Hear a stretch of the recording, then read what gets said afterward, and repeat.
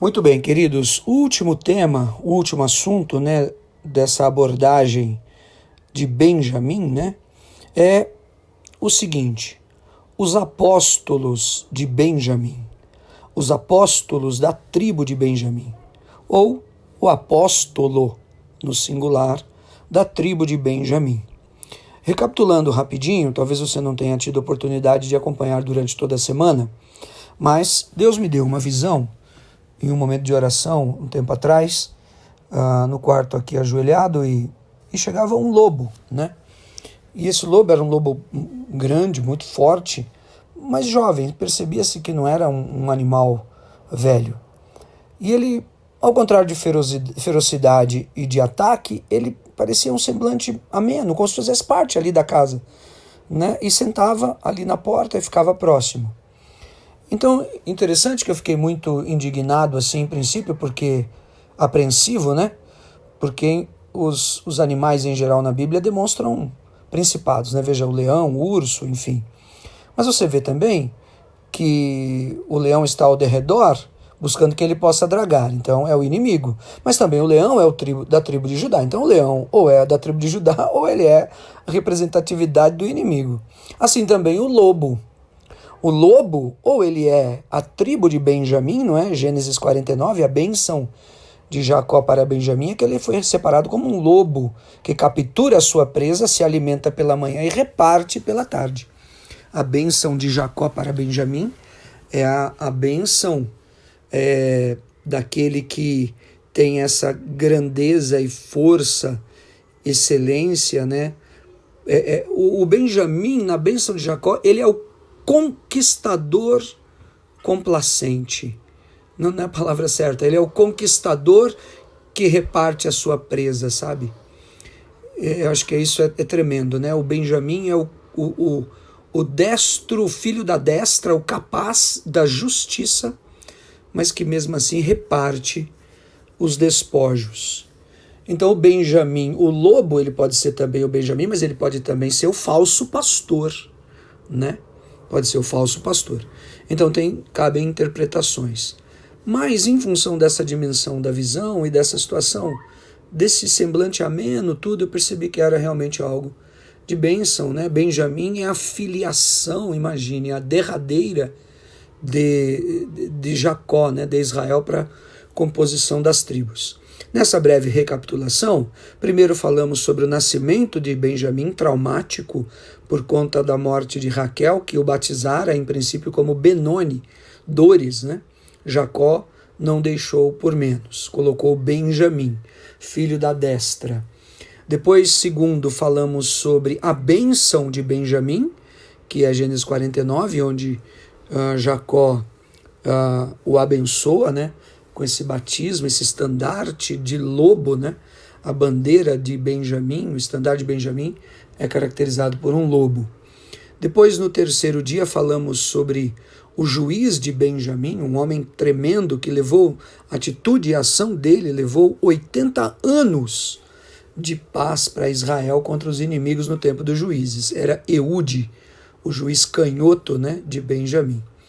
Depois, no quarto dia, falamos sobre a grande mancha, né, uma marca negativa terrível na tribo de Benjamim, que quase custou toda a dizimação da tribo de Benjamim, naquele caso de Gibeá.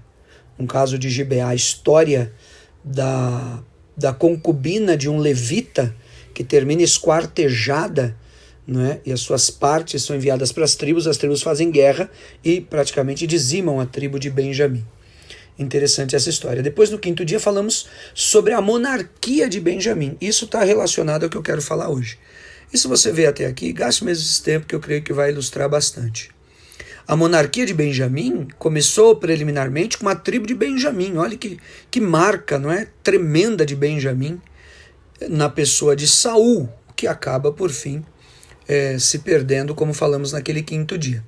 O sexto dia, nós já falamos, eu postei hoje pela manhã, hoje sábado, né, pela manhã, falando sobre a ponta de lança, sobre a tribo da guerra de Israel. Impressionante, né? Eu não falei até naquela mensagem, mas depois, em Crônicas 14, diz que eles eram tão hábeis que eles atiravam as pedras com a funda e eram capazes de acertar à distância um fio de cabelo. Imagine, né? Então, a destreza, a perícia, a formação, né, o preparo desses homens. E havia uma marca, veja, distinta pela bênção de Deus, de uma palavra que foi liberada sobre da boca do patriarca Jacó, sobre a vida dele e da tribo, né, daí. Imagine uma palavra também de Deus, a autoridade que tem nos nossos caminhos e nessa constituição que o Senhor pode confirmar nos nossos dias. E muito bem, então, essa breve recapitulação que vai te ajudar a estar todo mundo na mesma página, né? Mais alguns minutos importantes para falar sobre o apóstolo de Benjamim. Ou melhor, os apóstolos de Benjamim. Preste bem atenção. Algumas coisas que eu vou falar, não quero reportar aqui com verdade absoluta, porque de fato elas não compõem uma escritura específica na Bíblia ou um relato de algum versículo, enfim, não é?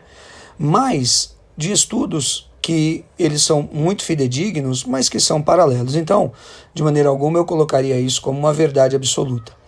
Mas assim como isso acabou vindo ao meu entendimento e é tomado, né, como grande verdade e realidade para os nossos irmãos judeus messiânicos, eu me deparei com essa questão, e repito, não a título de asseverar uma grande verdade, não é? Até porque para nós que somos brasileiros, sul-americanos dessa geração, isso não faz a menor diferença. Mas em termos de onde Deus pode levar, onde Ele pode te levar por uma visão, por uma revelação, eu acho que realmente vale a pena você apreciar comigo essa porção. Começando por Isaías, no capítulo 9, o capítulo 9 é que vai falar de Isaías, vai falar de Jesus, né? Maravilhoso conselheiro, Deus forte, príncipe da paz, pai da eternidade e tal. Agora, Isaías 9:1 diz assim: mas para a terra que estava aflita, não continuará a obscuridade. Deus, nos primeiros tempos, tornou desprezível a terra de Zebulon e de Naphtali, a terra de Zebulon e a terra de Naphtali, 2 tribos. Mas nos últimos dias tornará glorioso o caminho do mar, além do Jordão, Galiléia dos gentios. Muito bem, Isaías está falando que a vinda poderosa, a manifestação do Messias, ela viria da terra de Zebulon, da terra de Naphtali, que é a Galiléia dos gentios. Então quem olha para o norte de Israel, Galiléia, que era um lugar paupérrimo, não é? Cafarnaum, Mar da Galiléia, Nazaré, Caná, Magdala, né? A terra de Maria Madalena, etc., e outros vilarejos tais e tais da época, está olhando para a tribo de Zebulon e para a tribo de Naphtali. A Galiléia, o norte do país, eram as primeiras tribos, não é? Depois com Isacar, que era o mar, onde foi invadido pelos filisteus, etc., com outras tribos, e Zebulon e assim por diante, foram invadidas e foram dizimadas, destruídas por completo ao longo da história, né?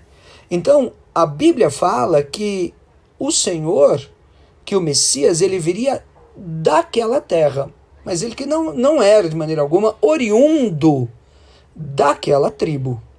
Tanto é verdade que nós sabemos que Jesus é o leão da tribo de Judá, não é? Ele vem da descendência de Davi, está lá na genealogia de Mateus de maneira clara, e Lucas também respalda isso. Mas por que isso é interessante? Zebulon e Naphtali nos dias então dos apóstolos não existia mais, e você conhece a história dos samaritanos, todas aquelas tribos elas já haviam sido completamente dizimadas. Agora existem algumas coisas muito curiosas, isso é mencionado pelos nossos irmãos judeus messiânicos. Aliás, um dia eu vou conseguir me dar esse presente, de lá na Har Zion, que é Zion, né? Que é Sião, Monte Sião, que é a sinagoga dos judeus messiânicos. Tem em São Paulo também, mas a sede é em Belo Horizonte. Mas, gente, Judá, a tribo de Judá, ao longo das histórias, provavelmente depois da destruição dos impérios, né, da Babilônia, da Medo-Pérsia, depois por Alexandre o Grande com o domínio da Grécia, e daí por diante, ano de 333, né, o templo foi sacrificado um porco no altar, e depois veio o período dos Macabeus e tudo mais. Toda a terra de Israel, ela não existia mais como tribo, sobretudo e principalmente as tribos do norte. Mas a tribo de Judá, ela acabou tomando uma extensão como se todo Israel fosse apenas Judá, exceto por uma pequena ponta no topo, que era a tribo de Benjamim. Ou seja, as duas grandes tribos de guerra, elas foram as mais resistentes e contundentes em todo esse caminho, em todo esse processo. O que acabou obrigando, segundo os estudos e outros estudos também, a tribo de Benjamim, imagine, a migrar para o norte e ocupar nada mais, nada menos, sabe do que qual região? A região da Galileia. Olha que coisa. Então, a Bíblia não relata isso, a Bíblia fala da Galileia e da Judéia, repito. Mas para os judeus messiânicos e documentos e manuscritos antigos dos judeus, eles reportam, olha que coisa, aquela região, uma região que ela foi totalmente banhada ou misturada nas suas gerações com o sangue da tribo guerreira de Benjamim. Por isso que quando fala Atos, por exemplo, dos Apóstolos, capítulo 2, tem o derramamento do Espírito Santo, os homens são batizados em línguas e começam a falar, uma loucura acontece em Jerusalém, uma grande perplexidade. Daí vem Atos 2,7, diz assim, estavam, pois, todos atônitos e se admiravam, dizendo, vede, não são porventura galileus todos esses que aí estão falando? Ou seja, os homens que foram batizados, Pedro, Tiago, João, 120 homens, né? Todos aqueles que haviam migrado da Galileia para a Judéia, Jesus havia dito para que eles viessem da Galileia para a Judéia, esperassem no templo, não é? Quando o povo todo de Jerusalém, eles veem aquele alvoroço todo e falando, entendendo nas línguas, eles dizem assim, mas esses homens não são galileus? E pasme você, assim como eu também, como me deparei com isso. Os judeus messiânicos, quando eles leem galileus, sabe o que eles leem? Exatamente isso. Eles dizem benjamitas. Eles consideram, por manuscritos e históricos e tudo, que os galileus eram descendentes da tribo de Benjamim. Por isso daí, para os judeus messiânicos, são aqueles que acreditam em Jesus, né? Os apóstolos, todos os apóstolos, exceto um, eram realmente da tribo de Benjamim. E aqui algumas coisas curiosas, né, desse estudo, falando meramente como estudo, claro. Como já disse, para a gente, sul-americano, importa a bênção de Deus e o leão da tribo de Judá. Mas olha que interessante onde as coisas podem nos levar, não é? Porventura não são galileus todos esses homens? Os galileus, eles eram diferentes. Por exemplo, as demais mulheres das demais tribos, né, as esposas de Jacó, os filhos eram diferentes, eles eram diferentes. A sua natureza, a estatura, a altura, a sua aparência. E assim também os galileus eram diferentes. Alguns autores chegam a dizer que eles eram descendentes da tribo de Benjamim, filhos de Raquel. Eles se pareciam com José, porque José é o irmão de Benjamim. Diferentemente dos judeus de origem de Judá, não é? Que eram realmente filhos de Jacó, mas filhos de Jacó com Lia. E eles contam essa história que eles eram homens de aparência, de estatura, de identidades diferentes. Alguns chegam a dizer que quando Pedro nega Jesus, e ali naquele cenário, não é? Na casa de Anás e Caifás, eles chegam a dizer que Pedro é galileu porque eles estavam identificando que ele realmente não pertencia a Judá, a Jerusalém, ele era um homem diferente, eles eram homens diferentes. Enfim, queridos, eu acabei me deparando com esse estudo e fontes e nomes, né, que são importantes mesmo, trazem essa asseveração, dizendo que então os apóstolos, sendo chamados da Galileia, eles tinham sangue de Benjamim nas veias. Imagine só isso. Exceto um deles, olha que coisa curiosa. Sabe qual deles? Judas. Judas não era da tribo de Benjamim, porque ele é Judas Iscariotes, Judas de Quiriotes. Quiriotes era uma cidade da Judéia, era uma cidade de Judá. Então Judas de Quiriotes, Judas, não é? Que era então oriundo de uma das cidades de Judá. seria então nesse estudo, né? Outras fontes e outras teses dizem que era Isacar, tudo mais, mas a grande maioria atesta como essa tradução do Iscariotes, como Quiriotes, e como essa cidade de Judá, onde seria então a origem de Judas, que foi exatamente aquele que o traiu, que não era benjamita, assim por diante. Queridos, enfim, estudos ou conhecimento ou conteúdos à parte, o que nos cabe realmente é olhar para a grandeza da obra do Senhor, porque eu e você sabemos muito bem que depois que Judas dá cabo da própria vida, um outro apóstolo é eleito. Você sabe, Pedro, não é? Atos no capítulo 1, jogam sortes, tinham 2 homens lá separados, acaba a sorte recaindo sobre Matias, que havia encaminhado com o ministério de Jesus também, e que também era da Galiléia. Ou seja, também, segundo esse estudo, tinha no seu sangue benjamita. Que interessante, não é? Lá pelas tantas me ocorreu, se isso de fato é verdade, a monarquia de Israel começa com Benjamim, através de Saul. Não vinga, porque Saul acaba metendo os pés pelas mãos. O apostolado, dando a palmatórias, indo para cima do fio da navalha, começa com a tribo de Benjamim, não é? Mas por fim vai se estender aos confins da terra para todo aquele que nele crê, e não da tribo de Benjamim mais. Agora, a grande moral da história, e talvez para tirar a prova dos 9, né, como eu falava na escola há muitos anos, prova dos 9, quando o Senhor então vai eleger um novo apóstolo, e nós sabemos muito bem desde o início de quem eu estou falando. Olha só, Romanos 11, versículo 1, pergunto, pois, o apóstolo Paulo falando, terá Deus porventura rejeitado ao seu povo? É um contexto muito amplo, né? Ele está falando sobre a rejeição que Israel teve sobre Jesus, mas que depois eles vão ser restaurados. Teriam porventura rejeitado o seu povo? De modo nenhum, porque eu também sou israelita. O apóstolo Paulo dizendo, não, Deus não os rejeitou, porque eu também sou israelita, descendente de Abraão, da tribo de Benjamim, meu Deus. Ou seja, Deus foi escolher o primeiro dos apóstolos após os 12, e ele acaba sendo quem?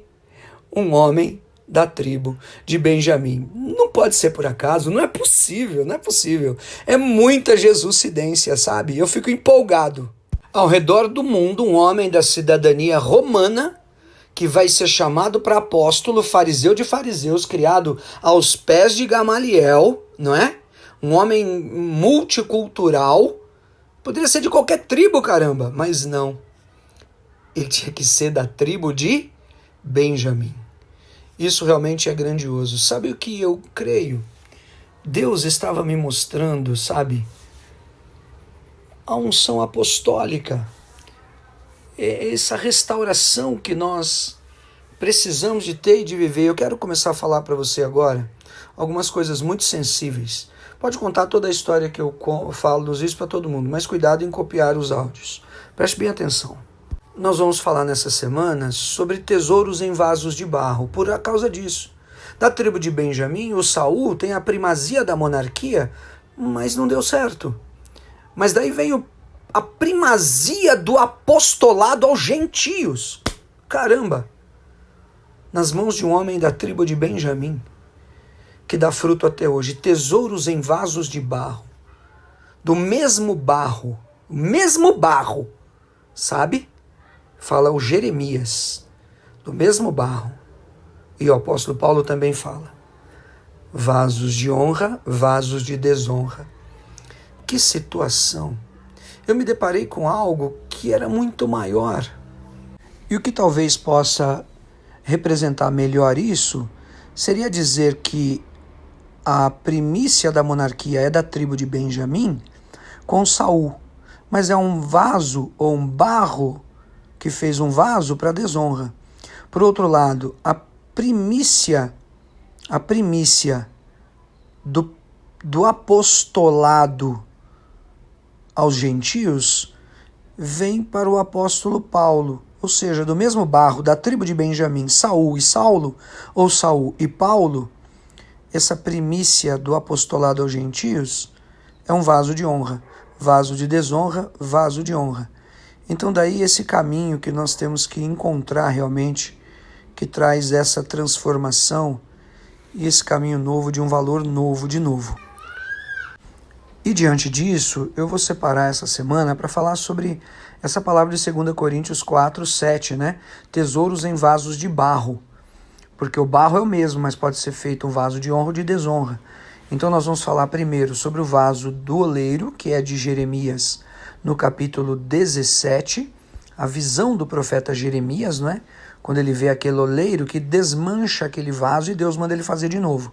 Segundo, vamos falar sobre os vasos de misericórdia, que está em Romanos, no capítulo 9, e é muito especial isso, porque os vasos de misericórdia são os gentios que são alcançados pela glória de Deus. E terceiro, vamos falar sobre os tesouros em vasos de barro, que somos nós, recipientes da glória de Deus, da glória imutável de Deus, mas são vasos de barro, ou seja, templos de carne, que podem estar sujeitos a tempestividades e falhas e fraquezas. Porque o Senhor Deus, ele deu um caminho, e se os judeus têm razão, que Benjamim colonizou a Galileia, e que os apóstolos tinham sangue de Benjamim, independentemente, se não for verdade também, não faz a menor diferença. Mas que o apóstolo Paulo é da tribo de Benjamim, isso eu posso afirmar. Isso sim eu posso afirmar, porque eu falei de Romanos 11, mas ele também fala isso em Filipenses 4, Filipenses 3, versículo 4. Bem que eu, apóstolo Paulo falando, poderia confiar também na carne. Se qualquer outro pensa que pode confiar na carne, eu mais ainda. Ele está falando sobre os judeus que por conta de servir a lei tinham que guardar toda a lei, mas estavam servindo na carne. Olha o que ele diz dele mesmo, Filipenses 3,5. Circuncidado 8º dia, então é de Israel mesmo. Da linhagem de Israel, da tribo de Benjamim, hebreu de hebreus, quanto à lei, fariseu. Quanto ao zelo, perseguidor da igreja, quanto à justiça que há na lei, irrepreensível.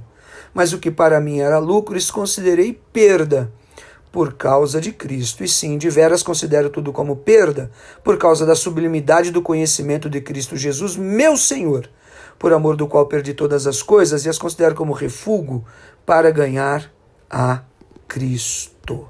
Meu Deus, inegavelmente, da tribo de Benjamim, o Senhor levantou o apostolado aos gentios. Eu não vou ler todas as demais os textos, né, onde ele fala que ele é apóstolo aos gentios, ou seja, aqueles que não eram judeus, tirando, exceto Israel, o resto do mundo. Obra essa, gente, da palavra da boca de um benjamita, não mais aqueles que usavam espada, lança, escudo, funda, arco e flecha, mas daquele que tinha a espada que sai da boca de 2 gumes, com a palavra do poder de Deus para nos alcançar. E se aqueles no Velho Testamento feriam para fazer justiça e vingança da parte de Deus com a morte, como Eude, hoje, a palavra do benjamita, Saulo, é o Saul do Velho Testamento, né? Apóstolo Paulo, né? Para a modernidade do latim romano, né? Não é para vingança nem para morte, mas é para a transformação da maldição em bênção. É uma espada, é uma funda, é um arco e flecha de misericórdia, de grandeza da revelação e da visão de um Deus que continua sendo o mesmo.